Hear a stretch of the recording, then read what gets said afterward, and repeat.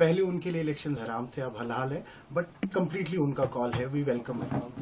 نہیں دیکھیے، مجھے حیرانگی ہوتی ہے کہ نیشنل کانفرنس جموں کشمیر کو اپنی سلطنت سمجھتی ہے کہ یہ جو حرام حلال کا سلسلہ تو انہوں نے شروع کر دیا 1947 میں، جب مرحوم شیخ صاحب کو پہلے چیف ایڈمنسٹریٹو آفیسر بنایا گیا جموں کشمیر کا، اور پھر ہندوستان کے ساتھ جڑے تو تب حلال تھا الیکشن.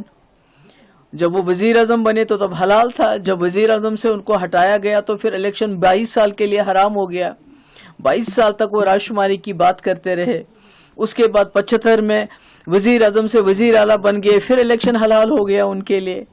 اور اس کے بعد 87 میں جب یہاں جماعت اسلامی اور دوسری جماعت اسلامی کوئی پہلی بار الیکشن نہیں لڑ رہی ہے، سید علی شاہ گیلانی صاحب مرحوم بہت پہلے سے الیکشن پروسیس کا حصہ تھے، مگر 87 میں حلال کو حرام کس نے بنایا ہے جماعت کے لیے الیکشن کو، یا دوسری جماعتوں کے لیے، یا مف کے لیے؟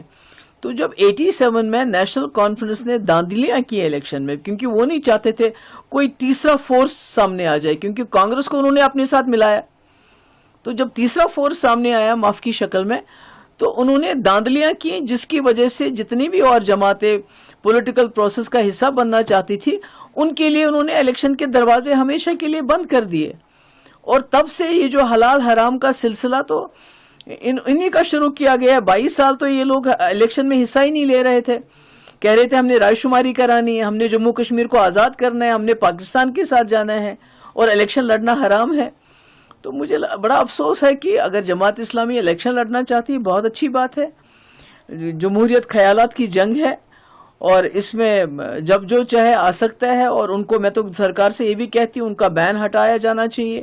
ان کے جتنے بھی انسٹیٹیوشنز ہیں، ایسٹس ہیں جو آپ نے فریز کیے ہیں، کنفسکیٹ کیے ہیں، ان کو ڈی فریز کیا کرنا چاہیے، ان کو واپس کرنا چاہیے.